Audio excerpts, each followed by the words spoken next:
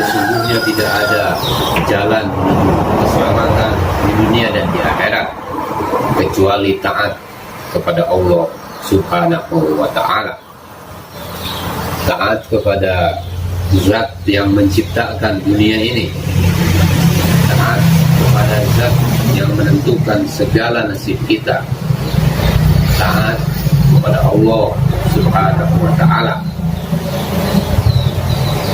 Sesungguhnya keberkahan dan rahmat Allah Subhanahu wa ta'ala tidak akan bisa kita dapatkan dengan maksiat kepada Allah Subhanahu wa ta'ala.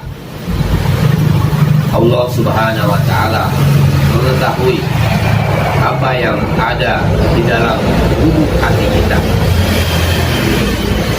Sesungguhnya semua orang akan dibangkitkan di pengadilan Allah Subhanahu wa ta'ala yang maha agung.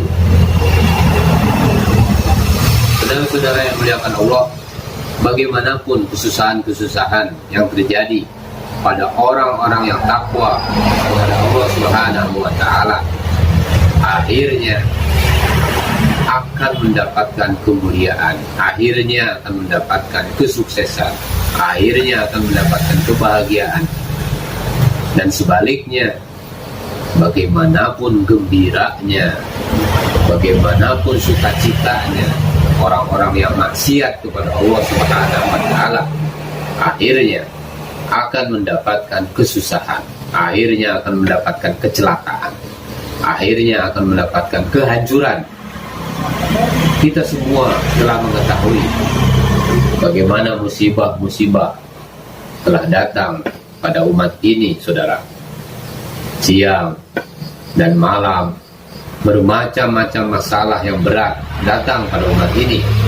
Di setiap tempat, umat Islam dihina-hinakan.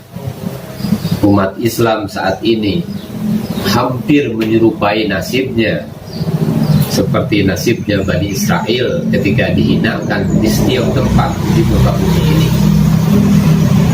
Tidak ada sebabnya kecuali umat Islam telah meninggalkan amal agamanya, putus hubungan dengan kepemimpinannya, bahkan putus hubungan dengan orang-orang soleh, sibuk memikirkan dirinya masing-masing tanpa memikirkan umat ini. Oleh karena itu, kita harus meminta kepada Allah Subhanahu wa ta'ala agar Allah Subhanahu wa ta'ala menyatukan umat ini untuk kerjasama menegakkan perkara yang hak. Karena apa? Karena orang-orang kafir dan munafik di seluruh dunia kerjasama menghancurkan perkara yang hak dan menegakkan perkara yang batil. Orang-orang kafir dan orang-orang munafik seluruh dunia, mereka kerjasama untuk menyebarkan kebatilan, untuk menyebarkan kemaksiatan. Orang-orang kafir dan munafik seluruh dunia kerjasama untuk merusak generasi kita, untuk merusak masjid-masjid kita, madrasah-madrasah kita, dan pesantren-pesantren kita. Saudara-saudara yang dimuliakan Allah Subhanahu wa ta'ala, kita orang-orang Islam yang masih prihatin dengan agama ini hendaknya bekerja sama menghidupkan agama Allah Subhanahu wa ta'ala, kerjasama untuk menyelamatkan kampung kita, untuk menyelamatkan umat Islam daripada fitnah-fitnah yang disebarkan racunnya oleh orang-orang kafir dan oleh orang-orang munafik di seluruh dunia. Saudara-saudara yang mulia, apakah kita ridho anak-anak kita, cucu-cucu kita meninggalkan agama Allah Subhanahu wa ta'ala ini? Apakah kita ridho kemaksiatan merajalela? Apakah kita ridho anak cucu kita dipimpin oleh orang-orang yang tidak beriman? Apakah kita ridho anak cucu kita dididik oleh orang-orang kafir? Apakah kita ridho anak cucu kita hatinya menghadap kepada orang-orang yang dimusuhi oleh Allah Subhanahu wa Ta'ala? Saudara-saudara yang dimuliakan Allah Subhanahu wa Ta'ala, Allah Subhanahu wa Ta'ala berfirman, wa ta'awanu 'alal birri wa taqwa wa la ta'awanu 'alal itsmi wal 'udwan. Dan menolonglah kamu dalam mengerjakan kebaikan dan takwa, dan jangan tolong menolong dalam berbuat dosa dan pelanggaran. Oleh karena itu, inilah waktunya kita umat Islam kerjasama menghidupkan agama ini, memakmurkan masjid-masjid kita, membuat suasana agama di kampung-kampung kita, membuat suasana agama di kota-kota kita, sehingga anak cucu kita mudah menjalankan agama Allah Subhanahu wa Ta'ala. Karena sesungguhnya menjalankan agama tanpa ada suasana agama, tanpa ada suasana agama yang baik, ini akan sulit sekali.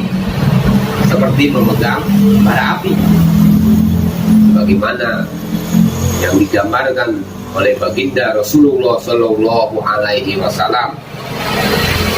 Orang yang menjalankan agama dalam suasana yang kurang baik seperti memegang bara api. Jadi seperti memegang bara api, beratnya. Sebaliknya, bila agama dijalankan dalam suasana yang baik, maka agama ini mudah sekali diamalkan. Seperti disabdakan oleh baginda Nabi Sallallahu Alaihi Wasallam, inna ada dina yusrun, sesungguhnya agama ini adalah mudah.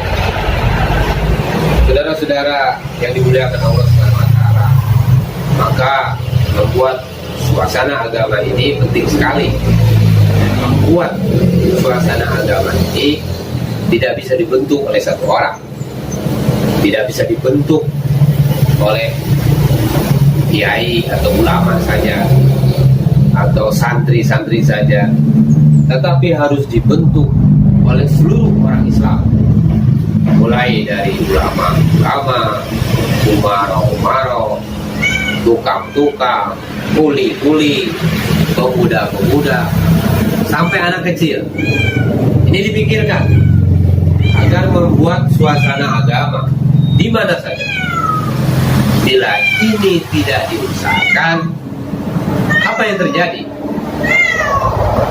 Akibatnya suasana maksiat akan merajalela. Jadi kalau suasana agama tidak dihidupkan, maka suasana maksiat akan merajalela. Akhirnya kita akan susah menjalankan kebaikan-kebaikan. Apalagi anak-anak kita, cucu-cucu kita, bahkan kita sendiri akan terpengaruh dengan suasana yang rusak saat ini, sehingga kita pun akan celaka, kita akan binasa. Saudara-saudara sekalian, dimanapun saudara-saudara berada, para sahabat radhiyallahu anhum adalah orang-orang yang sangat tinggi iman, sangat mulia kedudukannya di sisi Allah Subhanahu wa Ta'ala. Tetapi mereka diperintahkan oleh Allah Subhanahu wa Ta'ala untuk hijrah ke Madinah. Apa maksudnya? Maksudnya supaya para sahabat radhiyallahu anhum bisa menjalankan agama dengan baik, supaya bebas menjalankan syariat Allah Subhanahu wa Ta'ala, menegakkan hukum Allah Subhanahu wa Ta'ala. apabila kita yang lemah ini, bila kita tidak membuat suasana agama sebagaimana suasana yang dibuat oleh Rasulullah Shallallahu Alaihi Wasallam, yaitu suasana Madinah Al-Munawwarah, maka kita akan sulit. Jadi kita yang lemah ini akan lebih sulit lagi, akan lebih sulit untuk dapat menjalankan agama dengan baik.